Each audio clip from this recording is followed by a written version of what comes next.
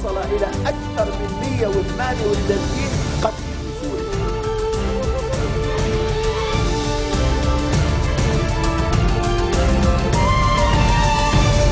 It is Saturday, May 11th. I'm Yumna Naufal, and these are today's headlines. Bidi expresses frustration on the way President Sulaiman and Prime Minister-designate Salam are dealing with the cabinet formation process. U.S. Secretary of State John Kerry says there is strong evidence the regime of Syrian President Bashar al-Assad is using chemical weapons against its own people. And millions of Pakistanis are turning out to vote in a landmark test of democracy despite threats of violence and a bomb blast that killed 11. Speaker Nabih Berri has expressed frustration on the way President Michel Sulaiman and Prime Minister-designate Tamam Salam are dealing with the cabinet formation process, addressing a Progressive Socialist Party delegation that visited him at his Ain al-Tini residence. Berri complained that Salam and Sulaiman were not consulting him as they worked on the formation of the government. An-Nahar Daily quoted sources saying that Prime Minister Tamam Salam is planning to form a 14-member cabinet to avoid the demands of the March 8 alliance to get a veto power in a government made up of 24 ministers.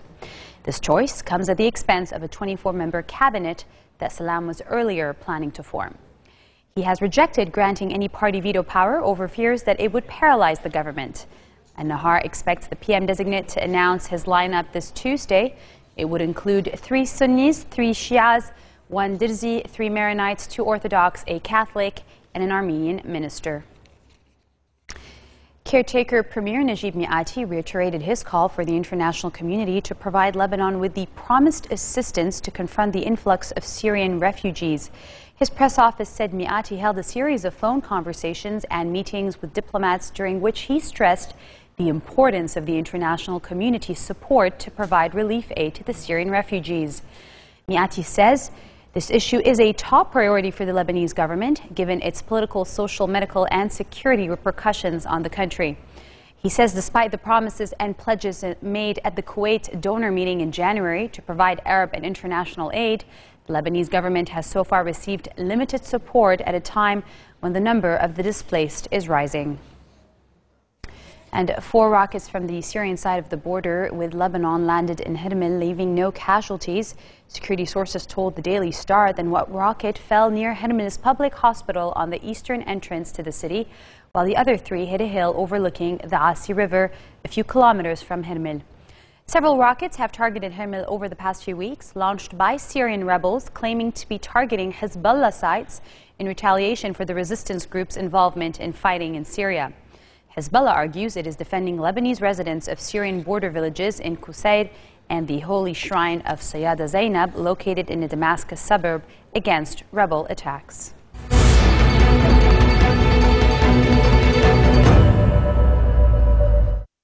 A Syrian activist says rebels have been able to cut a newly built desert road linking the capital Damascus with the northern city of Aleppo. Rami Abdel Rahman, who heads the Britain-based Syrian Observatory for Human Rights, said rebels took over 2 army posts on the road near Aleppo after days of fighting. The regime built the desert road as a backup route after rebels captured the town of Ma'arit al-Numan in October, cutting the main highway between the country's 2 largest cities. The observatory also reported clashes in the town of Qusair near the border with Lebanon. The fighting in the town comes a day after UN Commissioner for Human Rights Navi Pillay expressed alarm over Qusair, which has been besieged by Syrian troops for several weeks. U.S. Secretary of State John Kerry says there is strong evidence the regime of Syrian President Bashar al-Assad is using chemical weapons.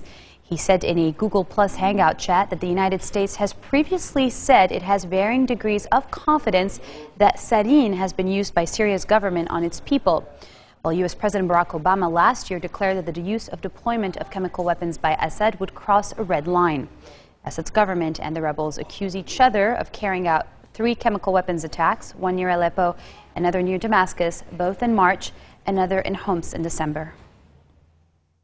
Question in my mind that this fight is about the terrible choices that the Assad regime has made with its willingness to kill anywhere from 70,000 to 100,000 of its own people now, to use gas, which we believe there is strong evidence of use of, to massacre people with Scud missiles and with artillery, and to really try to pretend this is somehow an outside affair when really it's people in Syria fighting for a different future. If people come to this table prepared to recognize that you could have a transitional government, which will not include President Assad, because the terms of the agreement of the first Geneva conference are that the transitional government has to be chosen by mutual consent, and obviously the opposition will never consent to Assad. But if you're willing to compromise in the choosing of the people who will run that transitional government, and you choose in good faith people who are prepared to put in front of the people of Syria a fair choice about who their leader ought to be, then I believe you could avoid war and you could have a settlement. Former Egyptian President Hosni Mubarak is back in court to face a retrial on charges of complicity in the murder of protesters, reopening a case that has shown the difficulty of transitional justice in post-revolutionary Egypt.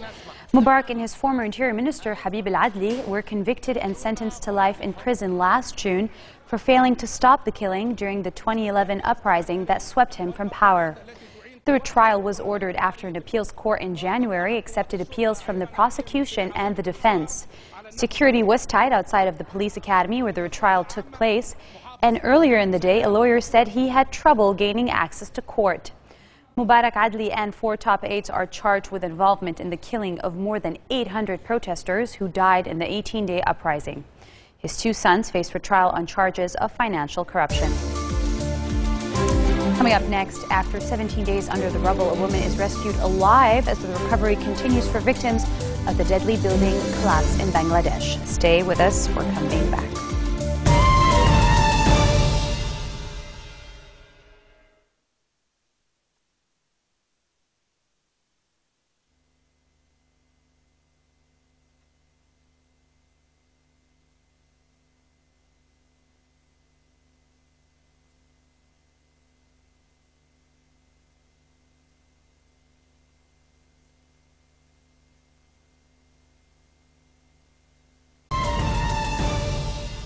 Welcome back. Pakistan is holding elections that mark the first time a civilian government has completed a full term and handed over power to another administration. Millions are turning out to vote despite threats of violence, a deadly bomb blast, and demonstrations throughout the country. Follow more details in this report. As polls opened across Pakistan, a blast in the country's commercial capital killed at least 11 people and wounded another 35. The bomb attack hit the office of the Awami National Party, leaving buildings and nearby shop fronts destroyed. Despite the violence, millions of Pakistanis are turning out to vote in a landmark test of the troubled country's democracy. Voters hope the results will deliver change and ease frustrations at the country's feeble economy, widespread corruption, chronic power cuts, and crumbling infrastructure. Despite all threats, I will go out to vote at all costs. I will definitely cast my vote for the betterment of Pakistan and upcoming generations. I will cast my vote whether there are blasts or anything else. It's our right to vote. I will vote so that Pakistan's problems are solved. Dozens of people have been killed in the run-up to the vote by the Al-Qaeda-linked Pakistani Taliban, which regards the poll as un-Islamic. The group has vowed to use suicide bombings in all 4 of the country's provinces on polling day. In light of such threats, hundreds and thousands of security personnel took their positions to safeguard voters. Michael Galler, chief observer of the European Union Electoral Observation Mission, encouraged Pakistanis to vote despite the violence. What we hear from the areas in Karachi, and we just heard there was a bomb blast with 3 people killed, I think that in such troubled areas people do have a fear, but the question is whether they will overcome it and resist this threat and exercise their democratic right to vote. And I would wish them that they overcome the fear. Galler also commended the fair, transparent and free electoral process in his speech. However, many Pakistanis have accused it of being corrupt. Muhammad Qadri, a Fari Sufi cleric and a leader of the Pakistani Awami Tahreek movement, voiced such complaints as he galvanized his supporters to stage a peaceful protest against the election in the capital. Claiming that bags of currency have already been prepared, Qadri said he rejected the present electoral system. Hundreds of thousands of people have come out to protest today, and their main aim is to reject the present corrupt electoral system as a whole. The party of former Prime Minister Nawaz Sharif is set to win the most seats in the one-day vote, though disenchantment with the two mainstream parties brought a late surge of support for former cricketer star Imran Khan, who could end up holding the balance of power if there is no clear-cut winner. The Obama administration denied Republican accusations of a cover-up in last year's deadly attack in Libya, moving on to diffuse a renewed political controversy after a news report said memos on the incident were edited to omit references to a CIA warning of an al-Qaeda threat. ABC News reported emails between the White House, State Department, and intelligence agencies about the Benghazi attack went through 12 extensive revisions and were scrubbed clean of warnings about a militant threat. The Department has said that the spokesman's office raised two primary concerns about the talking points. The points went further in assigning responsibility than preliminary assessments suggested, and there was concern about preserving the integrity of the investigation. That concern was expressed in other quarters, not just at the State Department. The White House, as I said, made one minor change to the talking points drafted by and produced by the CIA, and even prior to that had very few inputs on it. The other discussions that went on prior to this in an interagency process reflected the concerns of a variety of agencies who had a stake in this issue, both the FBI because it was investigating the CIA, obviously, and other intelligence agencies, and the State Department because an ambassador had been killed and a diplomatic facility had been attacked. And what I think the concern was is that these points not provide information that was speculative in terms of whether it was relevant to what happened. You may want to listen up to this one. News around the world in brief. Dubai municipality urges residents to clean cans thoroughly before drinking from them. There have been cases worldwide of people dying after contracting leptospirosis, a fatal bacterial disease, after they drank directly from tasting cans. Rodents, raccoons, cattle, goats are common carriers of a bacteria called leptospira. Food safety experts at Dubai Municipality's Food Control Department says it's best if people can rinse the can with running water. Ideally, the water should flow into any gaps on the top of the can too. But if someone does not have access to water, they can wipe it with a tissue or a dry, clean cloth. As the recovery continues for victims of the deadly building collapse in Bangladesh, officials praise efforts that saw a woman rescued alive after 17 days under the rubble. Reshma Bugum was cut from the ruins and hoisted onto a stretcher to wild cheers after workmen heard her calling, "Save me, save me." Crews have now pulled up at least 1,050 dead bodies from the wreckage of the 8-story garments factory, which collapsed on April 24th. It is the world's worst industrial accident since Bhopal in India in 1984. And the U.S. nuclear-powered aircraft carrier USS Nimitz made a port call to participate in the Seoul-Washington joint naval drills.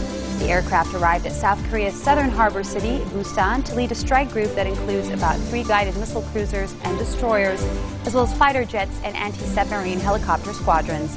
According to a South Korean military source, the 97,000-ton Nimitz is one of the world's largest warships and is likely to participate in joint search and rescue operations as well as sea maneuvering around the Korean peninsula.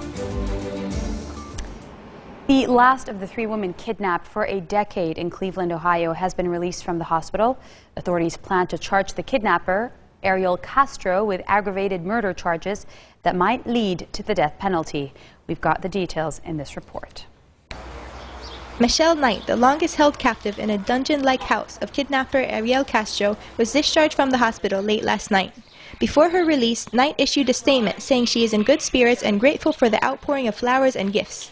She also asked the public to continue respecting her privacy. Knight's grandmother said the family stopped looking for Michelle when she failed to come home after only a couple of months. We just waiting for her to come home, and then after 2 or 3 months she didn't show up. We just kind of quit looking and stuff, and then just waiting for her, eventually to come home when she wanted to. Knight's discharge came a day after the release of the 2 other kidnapped women, Amanda Berry and Gina DeJesus. The 3 women were held captive for around a decade in a low-income neighborhood of Cleveland by former bus driver Ariel Castro. Police reported Castro used ropes and chains to hold them captive, inflicting starvation, beating, and sexual abuse. Knight herself told authorities that Castro starved her and repeatedly punched her in the stomach, resulting in 5 miscarriages. In response to the emerging crimes, Timothy McKnighty, an Ohio prosecutor, said that he intends to seek aggravated murder charges and possibly the death penalty against Castro. Based on the facts, I fully intend to seek charges for each and every act of sexual violence, rape, each day of kidnapping, every felonious assault, all his attempted murders, and each act of aggravated murder he committed by terminating pregnancies that the offender perpetuated against the hostages during this decade-long ordeal. Castro has already been charged with 4 counts of kidnapping and 3 counts of rape. He appeared in Cleveland Municipal Court on Thursday, expressionless, with head bowed and his hands in cuffs. That wraps our bulletin for today. Let me remind you of our top stories. Bidi expresses frustration on the way President Sulaiman and Prime Minister-designate Salam are dealing with the cabinet formation process due to take place this Tuesday. U.S. Secretary of State John Kerry says there is strong evidence the regime of Syrian President Bashar al-Assad is using chemical weapons against its own people. As polls opened across Pakistan, millions of Pakistanis are turning out to vote in a landmark test of democracy despite threats of violence and a bomb blast that killed 11 and injured 35. Those are your Saturday headlines live on Future Television in Beirut. I'm Yumna Naufal, wishing you a good weekend.